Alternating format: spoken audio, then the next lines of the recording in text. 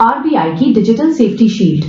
नमस्कार। Digital India के इस दौर में जहां एक क्लिक पर पेमेंट होता है, वहीं साइबर ठगों का खतरा भी बढ़ा है। लेकिन आज आरबीआई गवर्नर संजय मल्होत्रा ने देश के करोड़ों बैंक ग्राहकों को एक ऐसी गारंटी दी है जिससे डिजिटल फ्रॉड का डर काफी हद तक कम हो जाएगा। अगर आपके खाते से धोखे से पैसे निकलते हैं तो अब आरबीआई आपकी मदद के लिए आगे आया है। मुख्य खबर। आरबीआई ने आज सेफ्टी शील्ड का ऐलान किया है। इसके तहत छोटे डिजिटल फ्रॉड के शिकार हुए ग्राहकों को अब 25,000 रुपए तक का मुआवजा मिल सकेगा। गवर्नर ने साफ किया कि भारत में होने वाले कुल साइबर फ्रॉड में से 65% मामले छोटे अमाउंट के होते हैं और इन्हीं लोगों को सुरक्षा देना आरबीआई की प्राथमिकता है।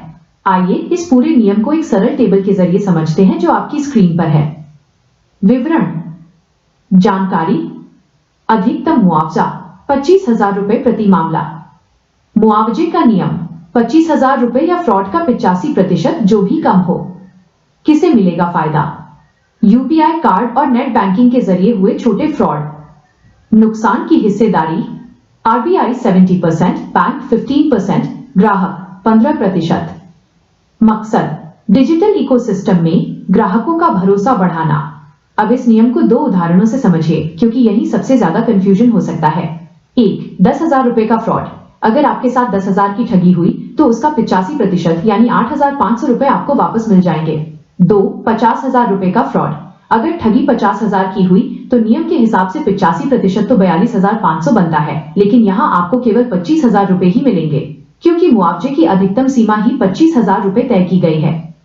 जरूरी सावधानी। ध्यान रहे, ये मुआवजा तभी मिलेगा जब आप फ्रॉड की जानकारी तुरंत अपने बैंक और हेल्पलाइन नंबर 1930 पर देंगे। आरबीआई का मकसद साफ है, बुजुर्गों और आम नागरिकों को डिजिटल लूट से बचाना। तो अब डिजिटल पेमेंट कीजिए, लेकिन पूरी सावधानी के साथ। नोट। गवर्नर ने यह भी कहा कि ग्राहक की 15% की हिस्सेदारी इसलिए रखी गई है ताकि लोग अपनी सुरक्षा जैसे ओटीपी शेयर न करना के प्रति भी जागरूक रहें।